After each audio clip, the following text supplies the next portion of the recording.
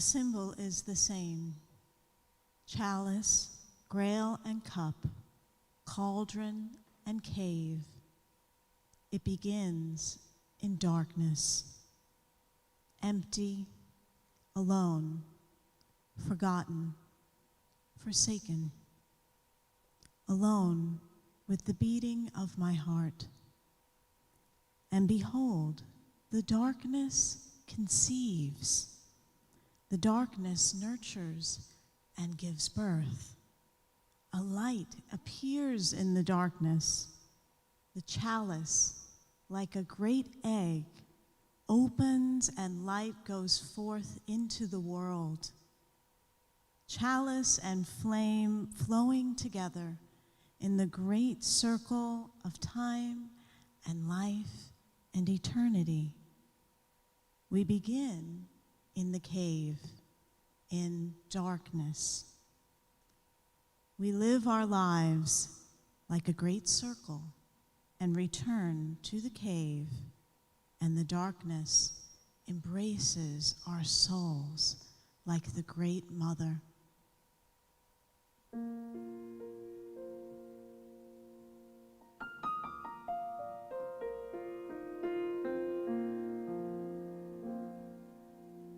I live in perfect love.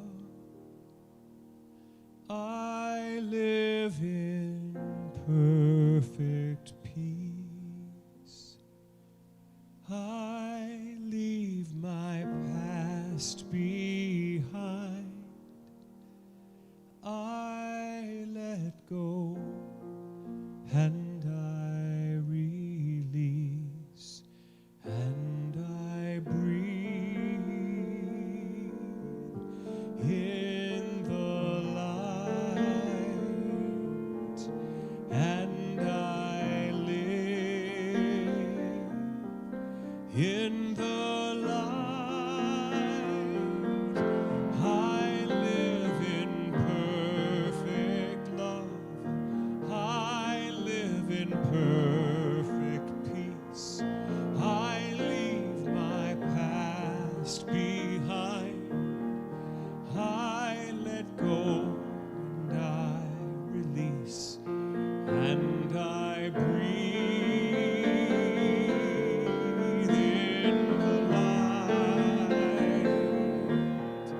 and I live in the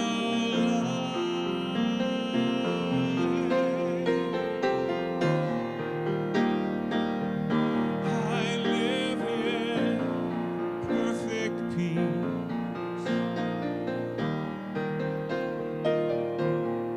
I let go, I release, and I breathe in the light, and I live in the light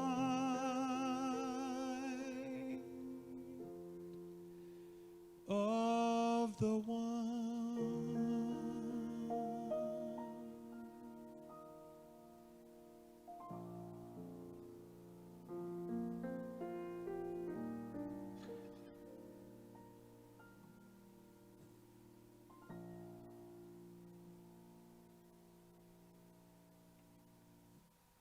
This afternoon, we gather to hear the story of Jesus' last days and his last words. I invite you to sit in meditation, to touch the experience through the special music, the readings, and the candlelight. Let us reach into the dark places of our own souls. When we have betrayed another for payoff that proved worthless, as it might seem with Judas, when we have failed to act with courage and commitment, as it might seem with Peter, when our commitment seems to bring us only betrayal and even death, as it might seem, with Jesus. When we have come to church to reaffirm our community of faith, and we find ourselves feeling alienated and filled with doubt, when we feel that proclamations of joy and peace, tolerance and love are empty words of hypocrisy, when we feel that there is no place for that which we hold dear, today, in this place, we will silently remember our failings and forgive ourselves. We will remember those who have failed us and forgive them, recognizing our common humanity. We will mourn our losses, lost dreams, lost opportunities, lost relationships. We will know and affirm the strength to begin again. We will remember the times when we have acted with integrity and purpose. We will remember the times when we have reached out with compassion and love. We will celebrate our passage through dark times to renewal, love, and light. And we will remember that we have not made that journey alone.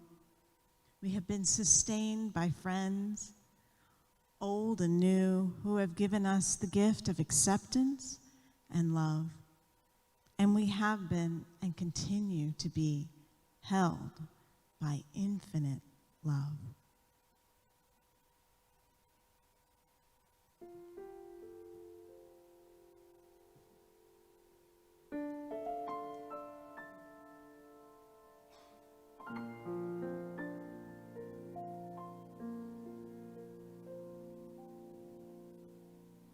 In the silence there is peace. In the silence there is unspoken joy.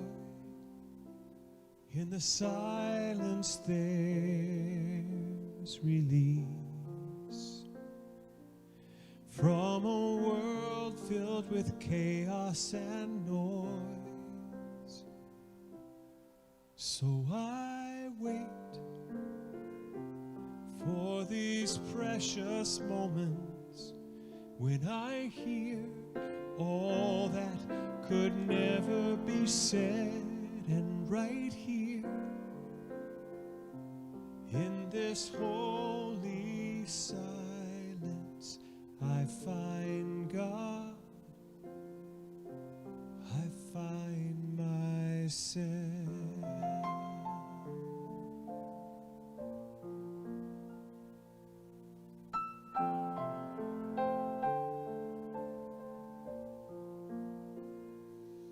In the silence there is peace.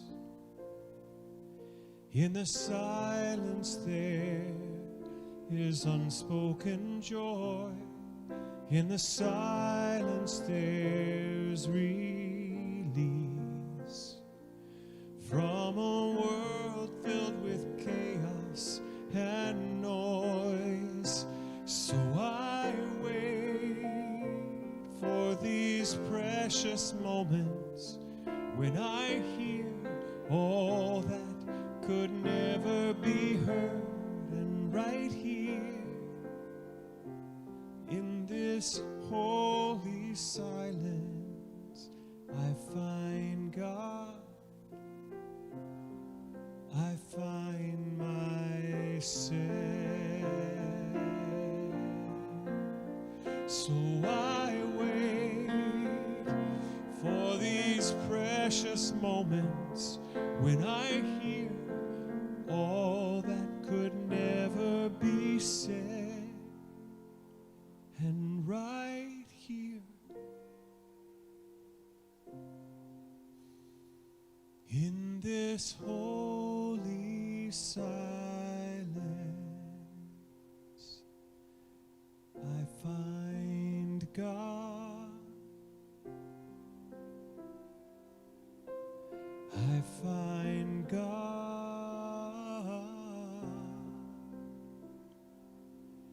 I find God.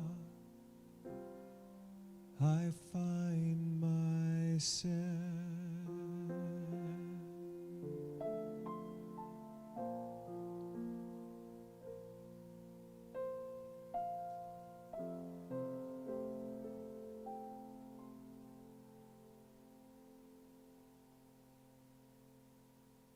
Now after Jesus was betrayed by Judas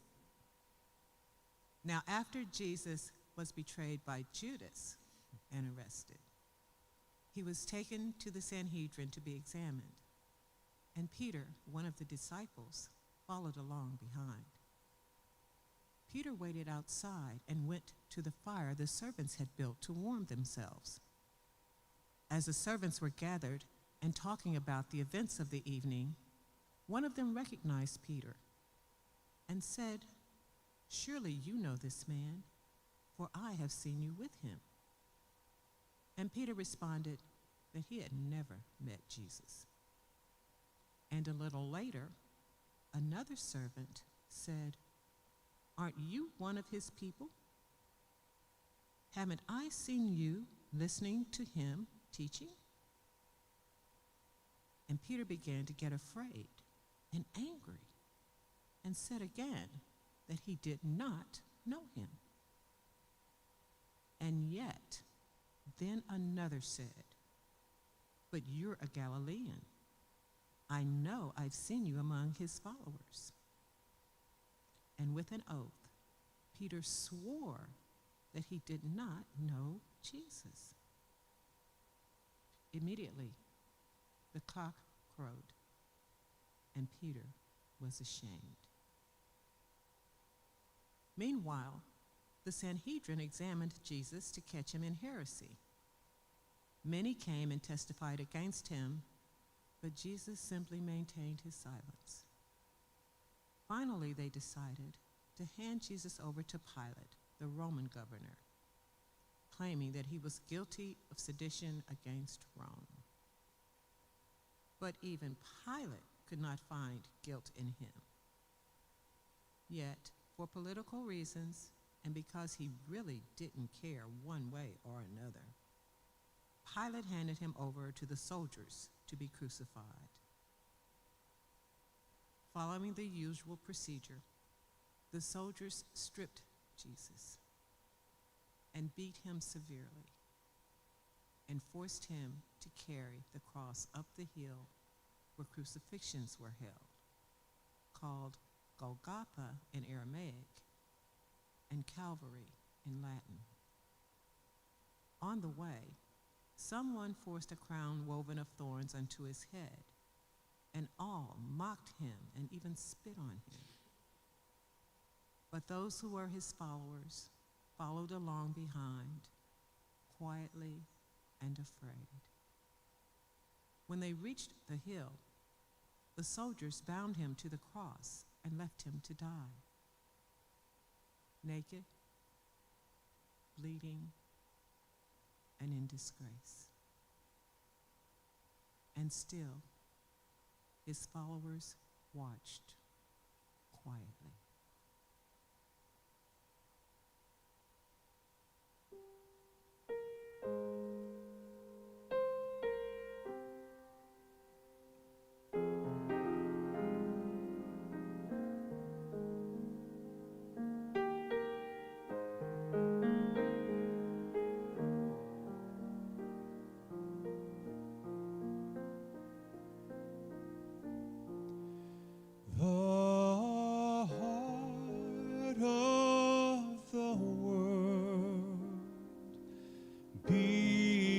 In me now,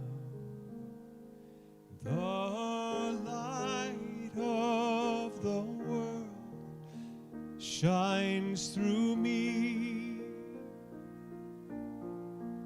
the song of the world sings through me now. I am the heart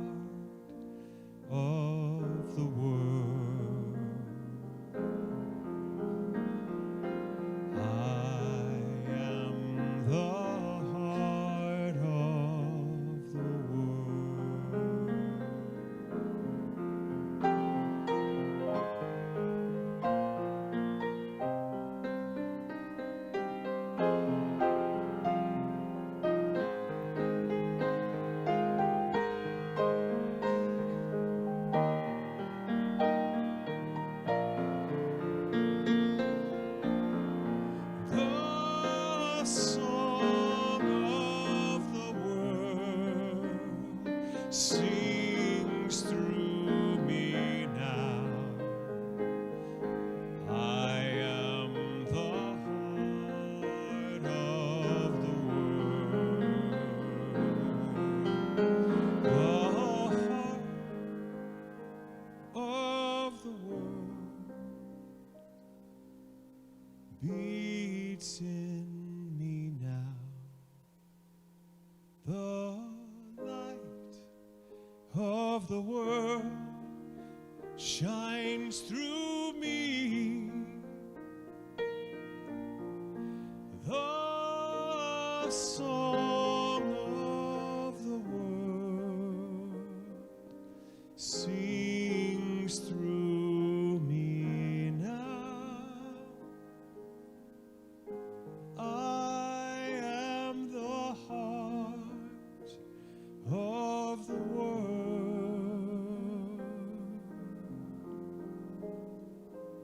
I am the heart of the world.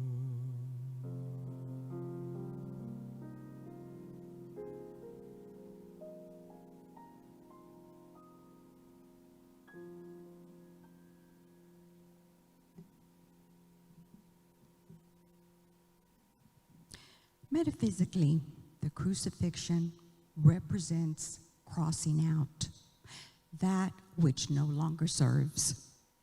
When life calls us to change and grow into our greater selves, there is often that which must be eliminated. During these times of crucifixion, of crossing out and letting go, many of us get stuck in the tunnel of transformation. The inability to move forward in our process is what creates suffering. As Jesus hung on the cross, we are told that he spoke 7 times. These 7 last words can be used to guide us through the tunnel of transformation. Today, let us hear those words and consider them metaphysically. Father, forgive them, for they know not what they do. Luke 23:24. Forgiveness. Jesus asked that forgiveness occur from a higher place of consciousness, a consciousness that can be used to do that which our human selves cannot imagine. We only need to be willing to let the love of spirit that knows no other, no harm and no offense, create the miracle that forgiveness offers. Forgiveness sets us free so that we may ascend baggage-free into a higher, lighter, and more fulfilling way of being. We cannot transform into a greater expression of love and bring with us resentments and remnants of our victim stories. The first step in our journey, therefore, is to clear the slate and release ourselves from the belief that we can be persecuted. Forgiveness does this. And the brilliance of these first words of Jesus is all that we need do is call upon a greater power to do it through, for, and as us.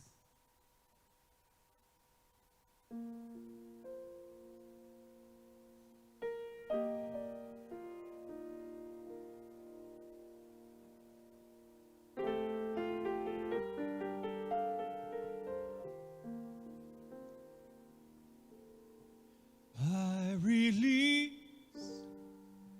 and I let go.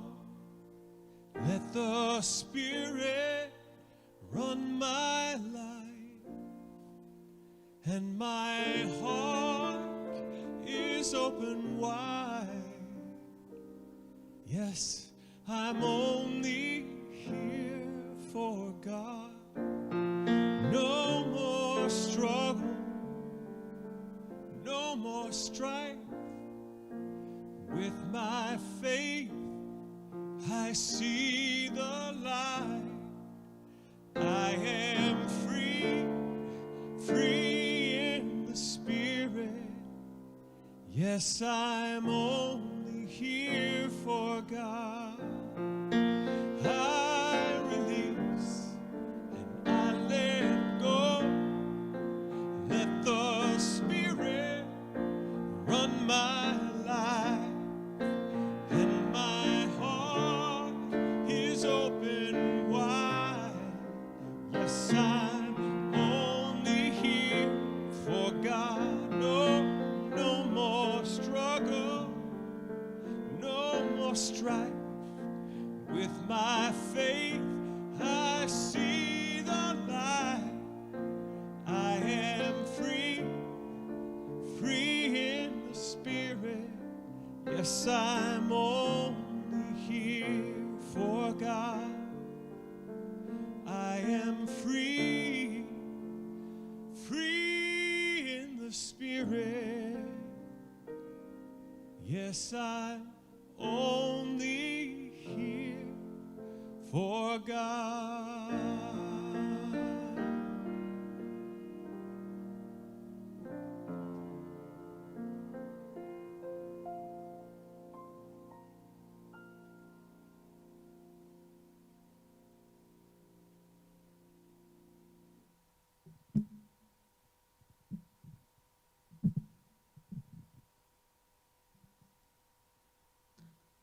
Truly, I say to you today, you will be with me in paradise. Luke 23:43.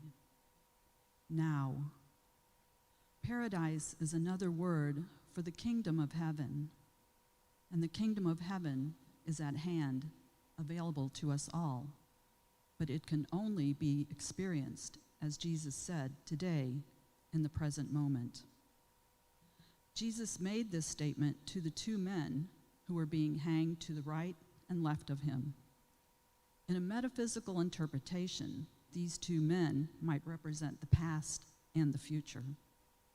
There is much good in our memories of the past and in our ideas of who we are becoming in the future. Jesus' statement, however, suggests that we must be in the present moment, today, in order to access our greater, higher selves. When we allow this saying of Jesus to have its mystical way with us, we become fully immersed in the now, which is the only place transformation can occur.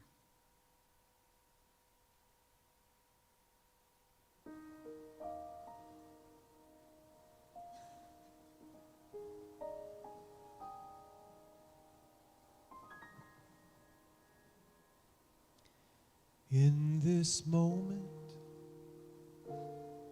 in this place, I remember who I am, letting fear and worry fall away from me. I open my eyes and see there is only love. There is only love. Love that heals, love that sets me free. There is only love. In this moment, in this place, I remember who I am, letting fear and worry fall away from me. I open my eyes and see there is only love. There is only love. Love that heals, love that sets me free.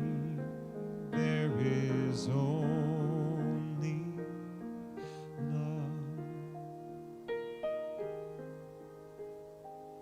There is only love. There is only love. Love that heals, love that sets me free. There is only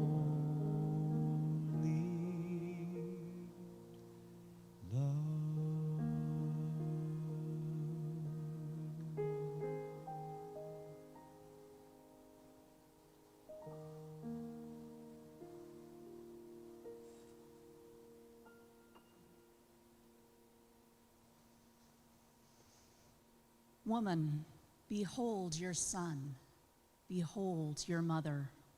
John 19:26. Oneness. These words were spoken to Mary, the mother of Jesus, and to the disciple John. At first glance, this statement seems odd. Why would Jesus say this to his mother and to his disciple? It could be an important part of the blueprint inherent within, guiding toward resurrection. It speaks to oneness and right relationship with each other. We can only awaken to our spiritual power and evolution when we release ourselves from our roles of biological family. Husband, wife, mother, father, son, daughter, Catholic, Jew, black, white, rich, poor. The third saying of Jesus invites us to behold all people as family, for truly we are one in God.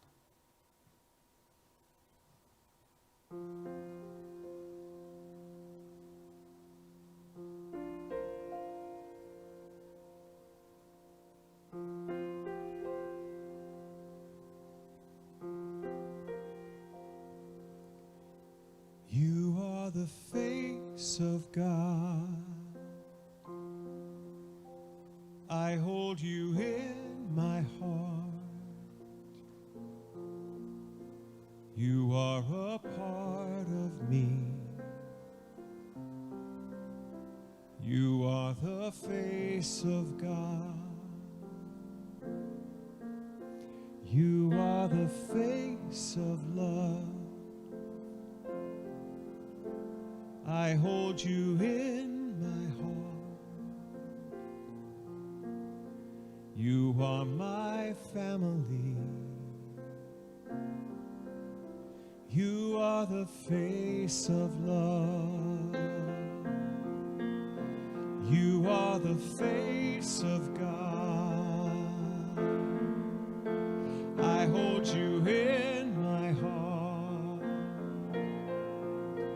You are a part of me. You are the face of God. You are the face of love. You are a part of me. You are my family. You are the face of love. You are the face of God. I hold you in my heart. You are a part of me. You are the face of God. You are the face of God.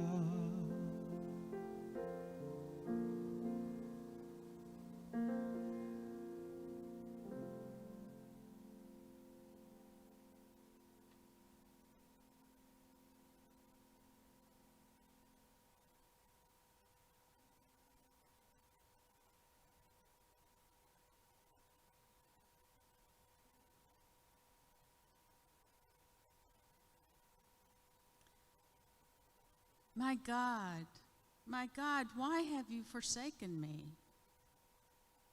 Matthew 27:46. Truth. God cannot and does not forsake us. But part of us, our victim consciousness, still clings to the belief that there is something outside of us that has power over us. Jesus knew there was no power outside of him that had power over him. Yet in the midst of fully surrendering to this truth, he demonstrated that fear can have a voice. It may be that Jesus was setting the example, telling us that we don't need to hide our fear, but we may speak it out loud. Bring it to the light of prayer. It's because Jesus had faith that he could freely speak the fear of betrayal out loud. We can't make fear go away by hiding from it, but we can transform it by bringing it to the light of love.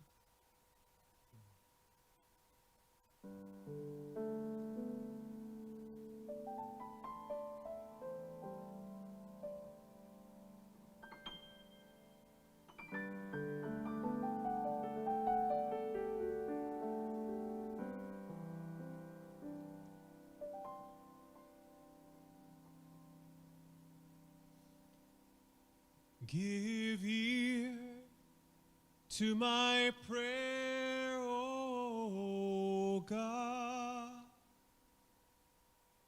Consider my meditation. Hearken unto the voice of my cry, my King and my God. O Lord, in the morning will I direct my prayer unto thee, and will look up. Give ear to my prayer, O God. Consider my meditation. Hearken unto the voice of my cry, my King and my God. O Lord, in the morning will I direct my prayer unto thee, and will look up.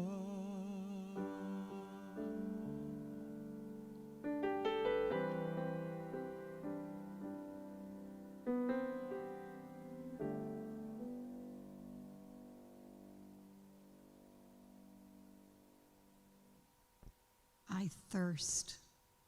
John 19:28. Vision.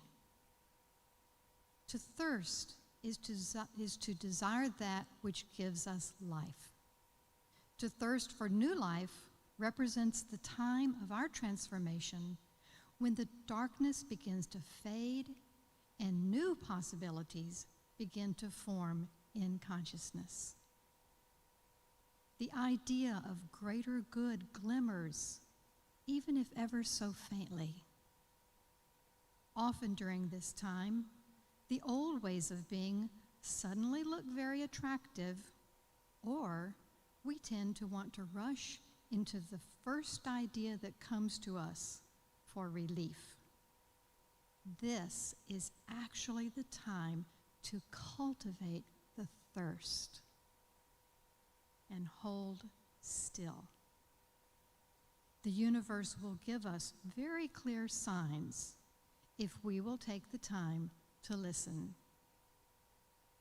We are sitting in the greatest moment of possibility. So the goal is to allow the greatest good and the greatest idea of ourselves to come to life. Let God quench the thirst by showing us our highest and best good. Our job is to say yes to it and allow it.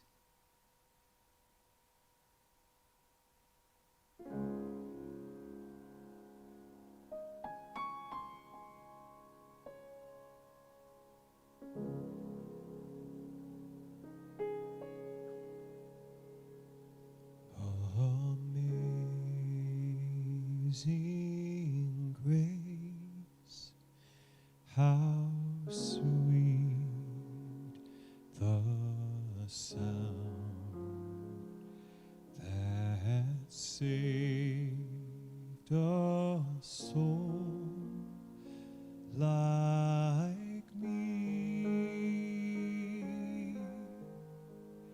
I once was lost, but now am found. Was blind, but now I see.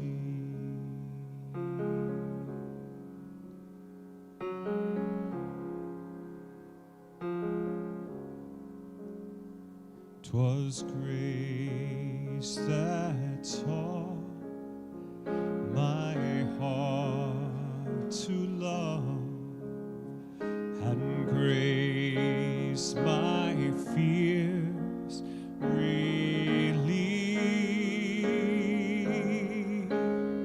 How precious did that grace appear the hour I first believed.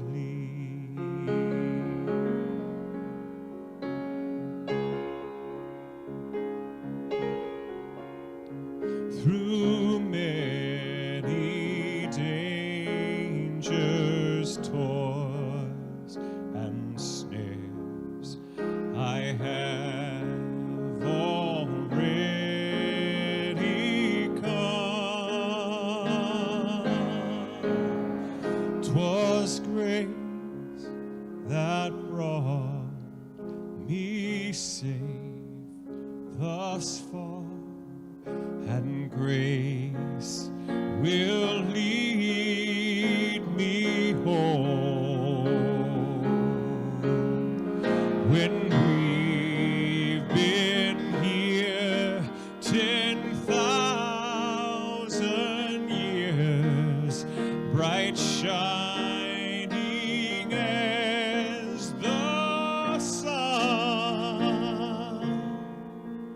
we've no less days to sing God's praise than when we first begun.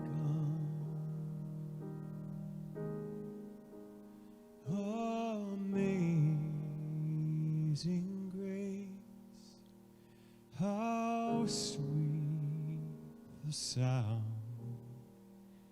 that set my spirit free. I once was lost, but now am found. Was blind, but now I see. It covers me.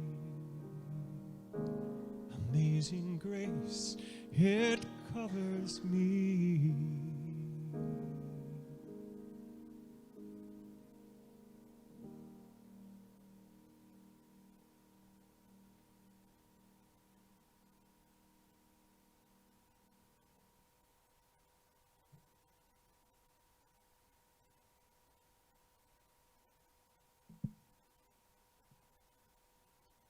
It is finished. John 19:30. Completion. Jesus' sixth statement reveals to us the perfection of the laws of the universe. When we're completely aligned spiritually, mentally, emotionally, and physically, we can move mountains. The catch is that we truly need to be finished. We can't fool the law. The universe loves us so unconditionally that it patiently waits for us, for our readiness and willingness to be free. And it behooves us to consciously call what is done, done. In this part of our journey of transformation, we can honor ourselves and our path by creating a ritual of completion. It is finished can be the most transformational words we speak.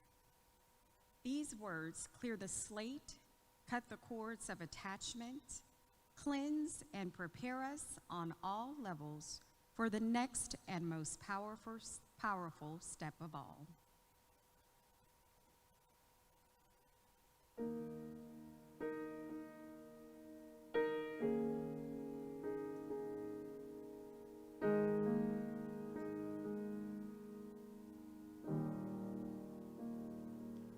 There is just one life. That life is God's life. That life is perfect. That life is my life now. Right now, there is just one light. That light is God's light. That light is perfect. That light shines through me now. Right now. Right now.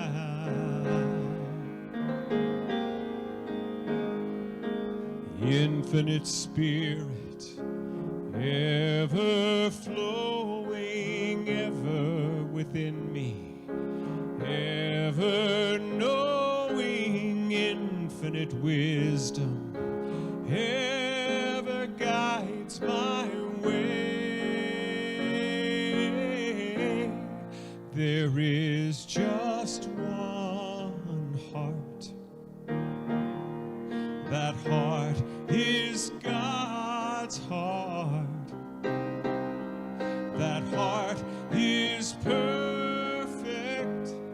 That heart beats in me now.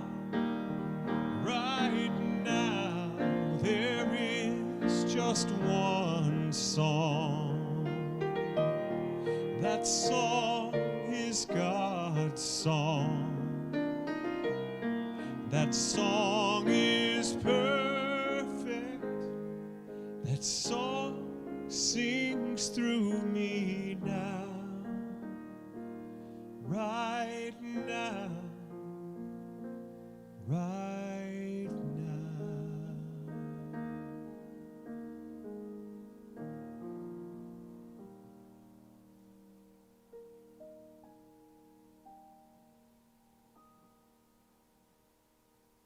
Father, into your hands I commit my spirit. Luke 23:46. Surrender. Jesus' statement of surrender is so simple and moving. We can hear the relief in his voice when we read these words. Surrender is the most important practice in our journey of transformation. All we're truly seeking to do is know God in and as our life. All our spirit wants is to experience the kingdom of heaven. Surrender is a mystical step. Even though we may have a sense of what we're being called to do, we cannot know who we will become. To give to God all the glory, to place our life in his hands, The relinquishment of our sense of control is frightening, but a little taste of the sweet joy in it is all we need to take the next step. To be used by God with no attachment to what form it takes. This is the ultimate freedom and is what we are all striving for.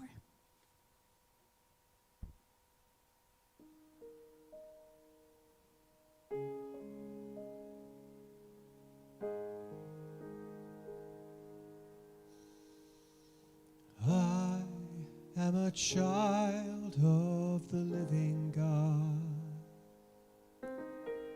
made in the image of perfect love. All that I am, all I've been given to you, my God, I surrender. I surrender. I am a child of the living God, made in the image of perfect love. All that I am, all I've been given to you, my God, I surrender. I surrender.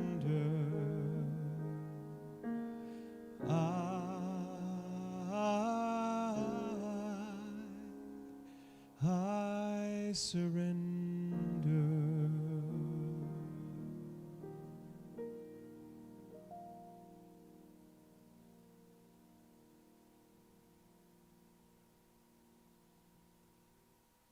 At the point of Jesus' death, one of the Roman soldiers who was there and had watched him and listened to him teaching remarked with sadness that he was truly a son of God.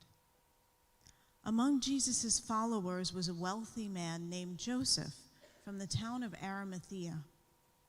Joseph went to Pilate and asked for Jesus' body that he might bury it. Pilate agreed, and the body was taken down and turned over to Jesus' followers. They prepared it, wrapped it in a fresh shroud, and laid it in Joseph's tomb. And then they sealed the tomb with a huge stone and went away to mourn. Jesus' life is a demonstration of unconditional love, faith, and surrender. His final teaching in his death and resurrection contains within it all the support and guidance we need for our own journey of transformation. The divine light of the Christ within each of us is never extinguished. Thank you for joining us here this afternoon. We invite you to join us once again in the Pyramid tonight at 7 p.m. for our Good Friday evening service with the Unity Ministers. Our theme is the Gifts of the Tomb. It's a contemplative service, and it will be live streamed and here in person. And we do hope that you will join us for our big Easter celebration service on Sunday at 11 a.m., followed by our Easter extravaganza party for the kids with lots of activities. It's going to be wonderful, so we hope to see you on Sunday as well. We have offering basket available near the door for your gifts today. Thank you so much. And we just want to take this moment to thank our licensed Unity teachers, Elise, Chris, Christina, Kay, Mary, and Monique, and our ministerial students who participated today, Stacy and Jen. Special thanks to Reverend Michael Gott for the beautiful music, and to Alex Gomez on sound and our volunteers today. And we want you to know that Mindy, our Unity prayer partner, will be available after the service for prayer. And so we invite you, when you're ready, to depart the service in silence and in reflection.